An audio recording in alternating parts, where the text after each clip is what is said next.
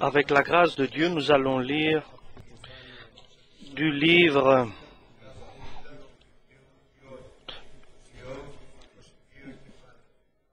le livre de Job de l'Ancien Testament et le chapitre 22, nous allons lire. Nous allons lire le chapitre 22, le livre de Job. Eliphaz de Théma prit la parole et dit, « Un homme peut-il être utile à Dieu? Non, le sage n'est utile qu'à lui-même. Si tu es juste, est-ce à l'avantage du Tout-Puissant? Si tu es intègre dans tes voies, qui gagne-t-il? Est-ce par crainte de toi qu'il te châtie, qu'il entre en jugement avec toi? Ta méchanceté n'est-elle pas grande? Tes péchés ne sont-elles pas infinis? Tu enlevais sans motif tes gages à tes frères.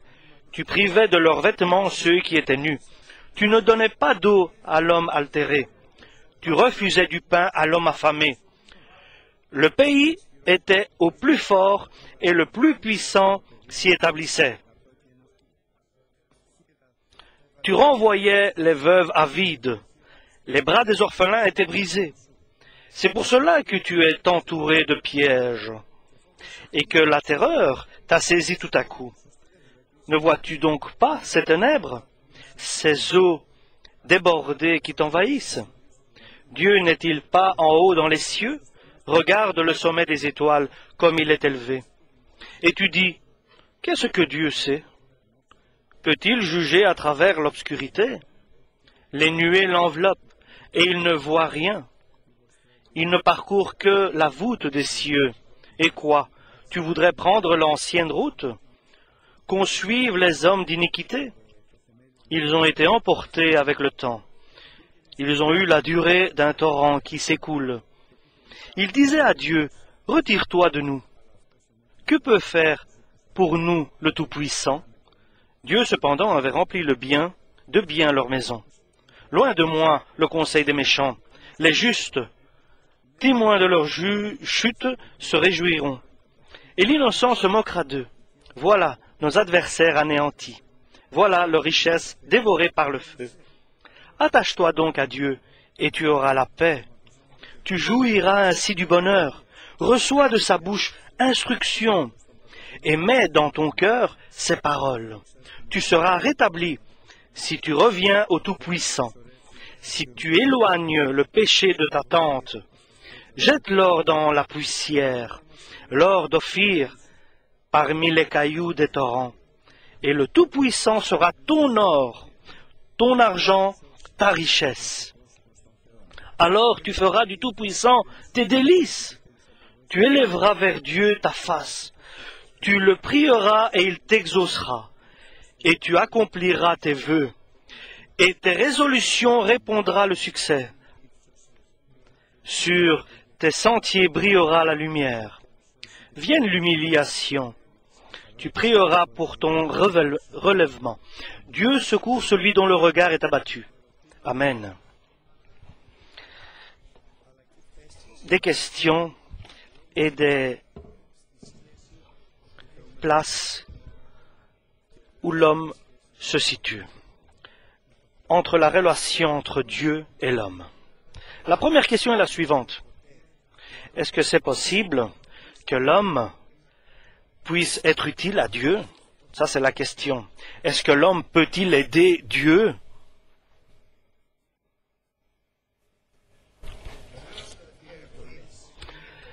Chers frères et sœurs, Dieu donne des ordres, donne des commandements.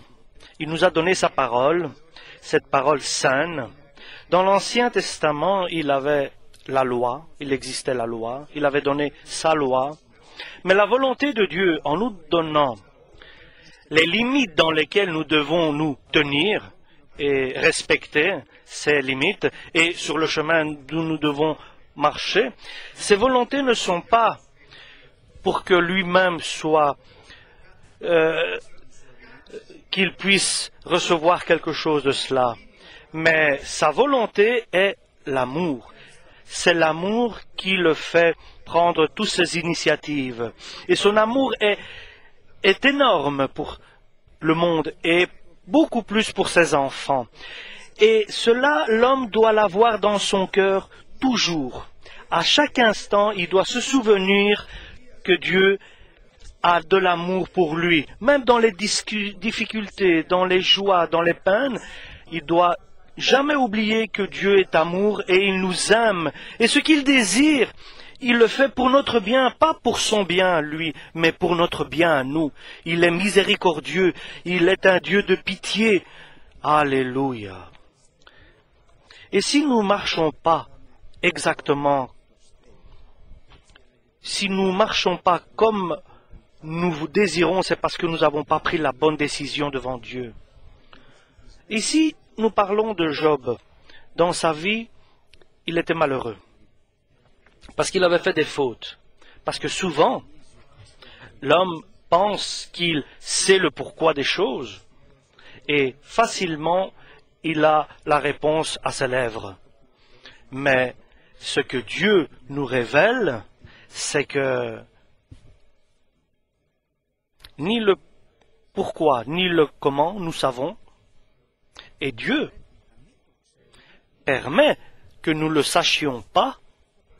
Souvent, il nous le cache même, parce qu'il est important à Dieu, c'est de ne pas que nous sachions tout, mais c'est notre foi qui est importante devant Dieu. Il ne voudrait pas que nous marchions selon ce que nous voyons, parce que ce serait facile pour Dieu qu'il nous montre et que nous marchions.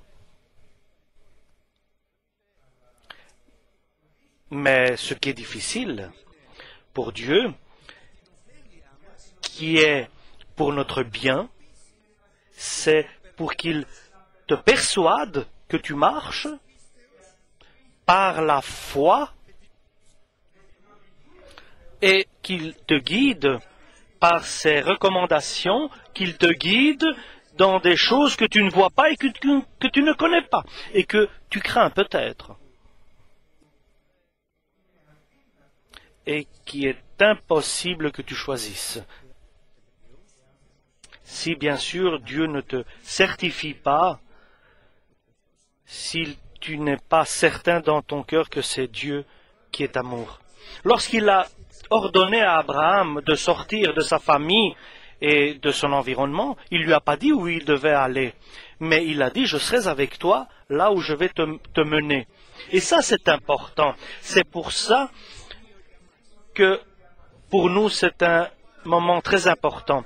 Ce n'est pas ce que nous voyons et ce que nous allons faire, mais nous savons que Dieu sera avec nous sur ce parcours. Parce que si Dieu est avec nous sur le parcours, qui va être contre nous sur ce parcours? Qui va nous condamner si Jésus nous défend? Donc il n'est pas, chers frères et sœurs, l'important, ce que nous voyons, mais l'important est dans les prières, lorsque nous prions. Et l'important dans notre prière, ce n'est pas ce que je vais de faire ou sur notre chemin. Que vais-je faire?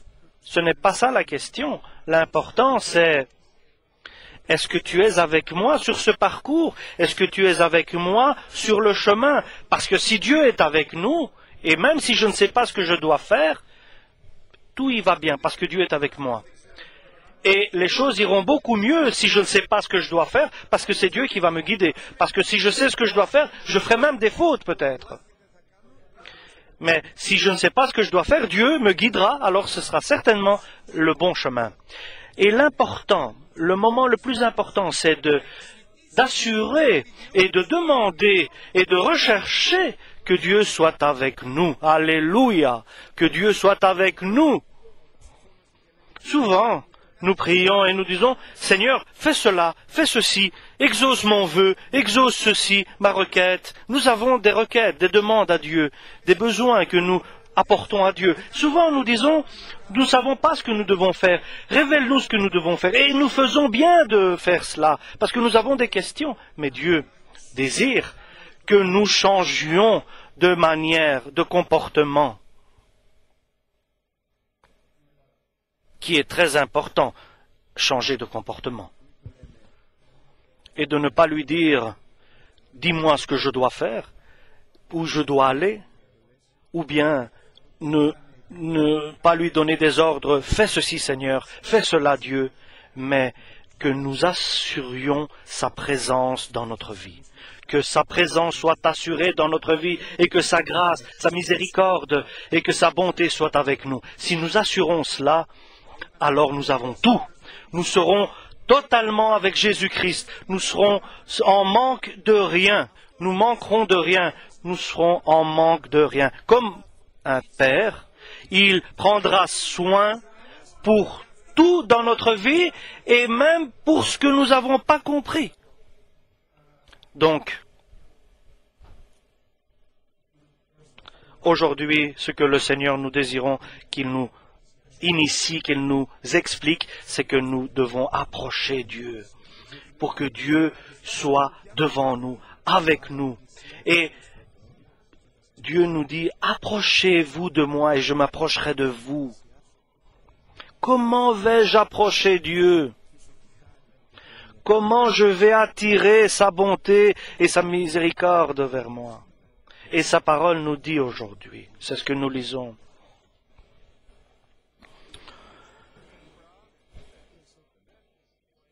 Approche-le, approche Dieu, deviens son ami.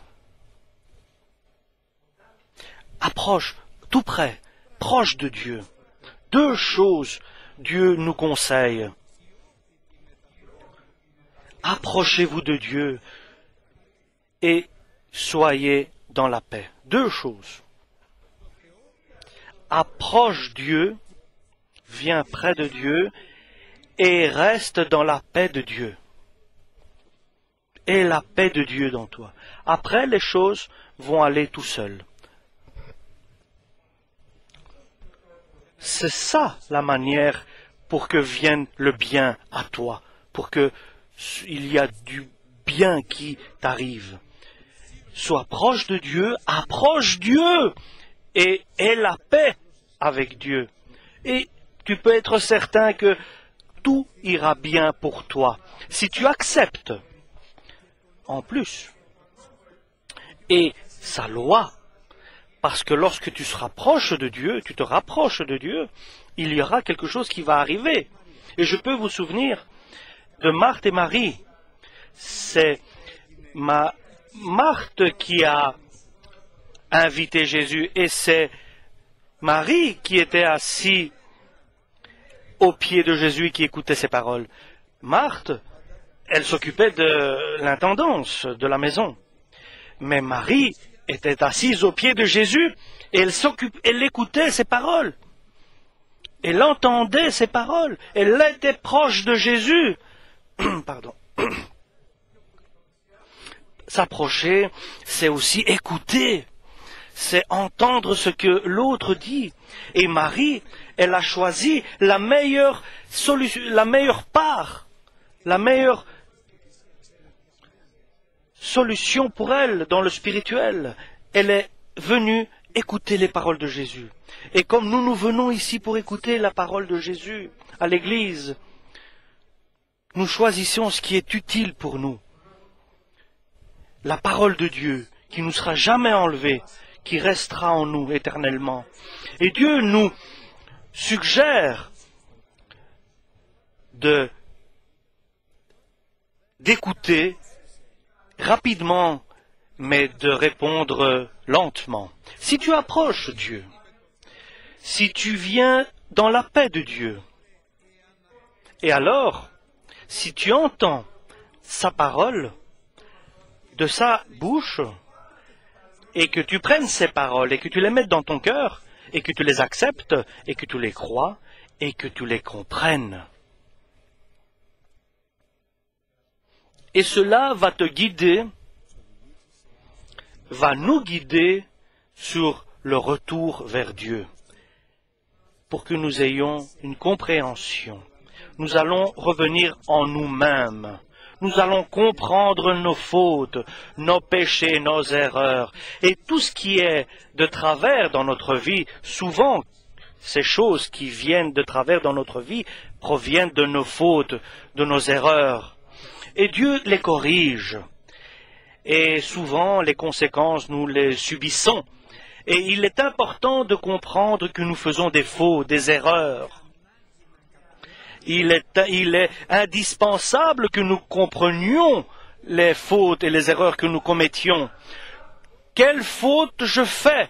Il faut que je comprenne que il est indispensable que je me rende compte des erreurs que je fais. Parce que si je comprends l'erreur que je fais, je peux retourner, je peux revenir. Mais si je pense que je fais le bien et je suis dans l'erreur, alors je suis devant un mur. Il n'y a pas de porte de sortie. Alléluia. Je pense que la porte est là.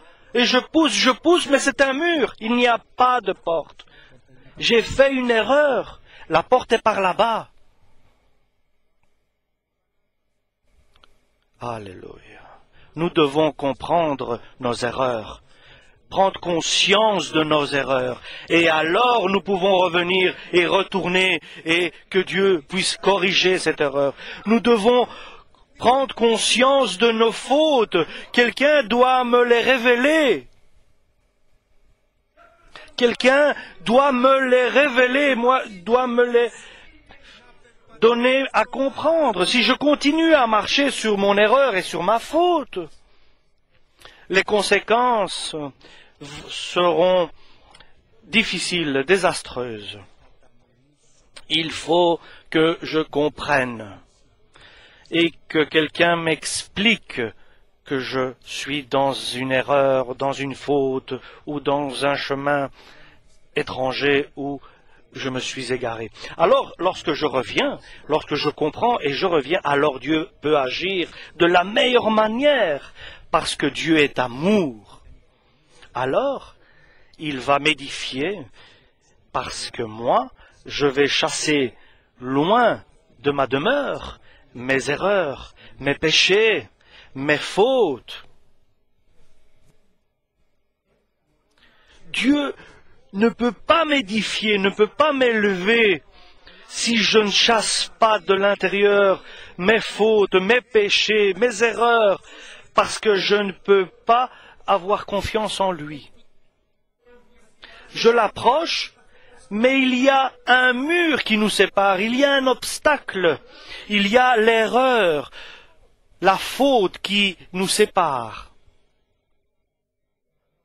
Mais lorsque, avec sa parole, parce que seulement la parole de Dieu par le Saint-Esprit révèle nos erreurs, nos fautes, nos péchés, nos transgressions, ce qui est caché en nous, les péchés cachés qui sont en nous, ce qui existe au fond de nous et que nous n'avons pas pris conscience que nous avons ces erreurs en nous et ces fautes. Seulement la parole de Dieu nous révèle. C'est pour cela qu'il faut que je m'approche de Dieu et que je sois en paix avec Dieu pour qu'il puisse m'expliquer. Et si je prends compte, si je me rends compte que je suis fautif et que je suis dans l'erreur et que seulement en me confessant et abandonnant mes erreurs et mes péchés, même si je me confie et je fais il n'y aura pas de bonté de Dieu qui viendra si je n'abandonne pas les mauvaises actions et les péchés que je commets. Même si je les condamne, mais si je les recommence, je ne serai pas en paix avec Dieu. Et mon espérance va s'éloigner, elle va s'éloigner. Et mon âme va se rabaisser, parce que je ne verrai pas de lumière dans ma vie. Et que je crie à Dieu, je ne verrai pas de bénéfices.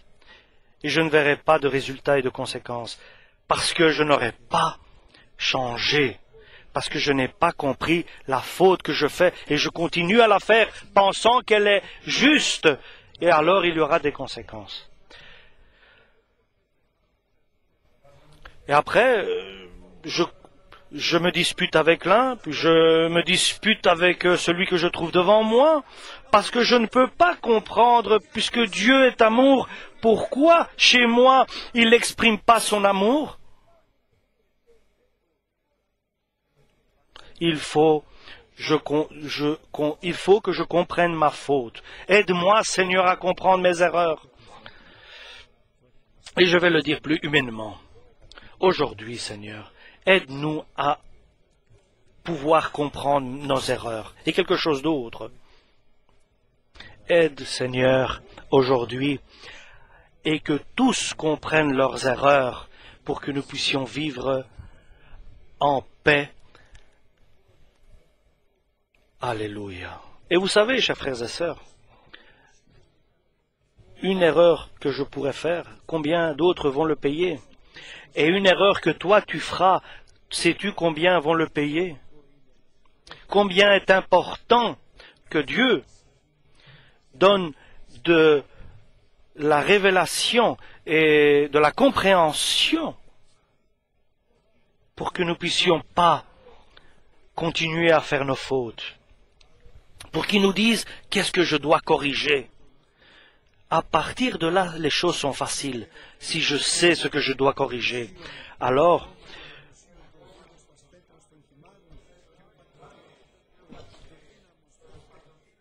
le Tout-Puissant sera ton protecteur et tu auras beaucoup de richesses et tu seras heureux avec Dieu et tu lèveras ta tête vers Dieu avec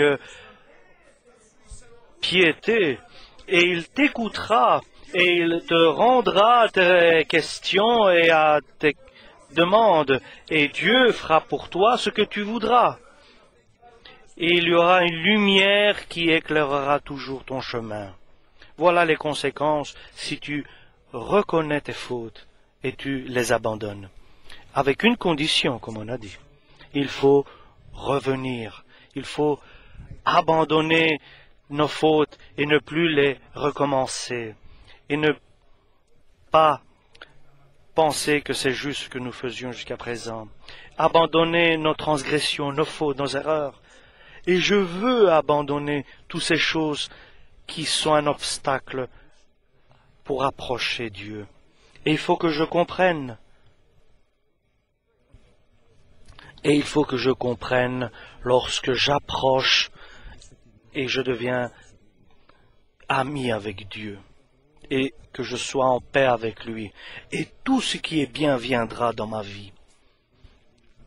Vous vous souvenez, il y a quelque temps, je vous ai dit que je priais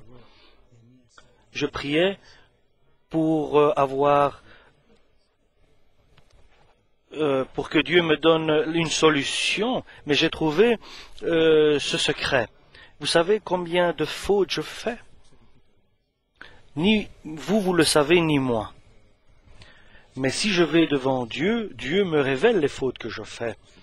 Et beaucoup de choses vont se corriger dans ma vie. Et non seulement cela, mais aussi, et mes paroles et mon œuvre ont de bons résultats. Lorsque quelqu'un se rabaisse, alors vient l'élévation. Et tu ne peux pas avoir de révélation si tu te rabaisses pas, et tu ne peux pas trouver la grâce de Dieu si tu te rabaisses pas, si tu ne prends pas une position d'humilité. Alors Dieu va te révéler et va te soulever et va t'élever devant les hommes, devant toi-même aussi, pour que tu puisses confesser. Et cela est arrivé à Job dans l'Ancien Testament. Éliphaz, son ami, ne l'avait pas compris.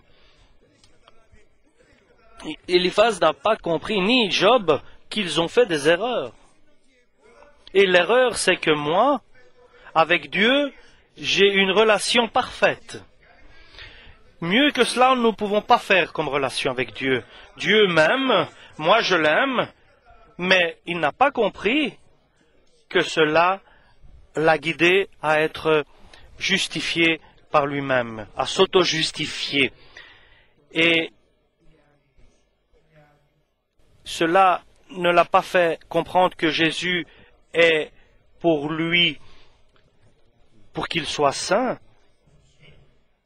mais il doit comprendre qu'il n'est pas saint. Ce n'est pas parce qu'il est proche de Dieu qu'il s'auto-justifie. Et ça, c'est l'erreur que Dieu lui dise que tu as. Tu te auto-justifies. Alors, lorsqu'il a compris, il a mis sa main devant sa bouche. Il dit, je ne parle plus. Je suis misérable. Je vaux rien. J'ai compris mon erreur. Je ne suis pas justifié devant toi parce que tu es mon ami. Alors après, lorsqu'il a compris, il a reçu beaucoup plus de bénédictions. Mais il fallait qu'il comprenne et il fallait qu'il passe cette épreuve. Et nous connaissons cette épreuve que Job a passée.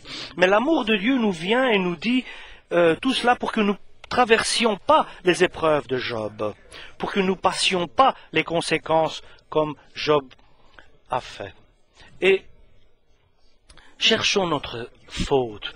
Pas la faute de l'autre ou toi cherche la faute que j'ai faite, non. Mais aller devant Dieu et dire, demander à Dieu quelle est ma faute, quelle est mon erreur. Et alors l'homme se sanctifie, l'homme devient pur, l'homme devient saint. Dieu ait pitié de lui et il lui fait du bien, il est miséricordieux. Dieu devient il a de la miséricorde pour cette personne et il le purifie. Et alors l'homme est sauvé. Il reçoit le salut parce qu'il a compris sa propre erreur, sa propre faute. Je vais comprendre mon erreur et alors je pourrai sauver d'autres personnes parce que mes mains seront innocentes et pures. Amen. Alléluia. Gloire à notre Seigneur Jésus-Christ. Alléluia.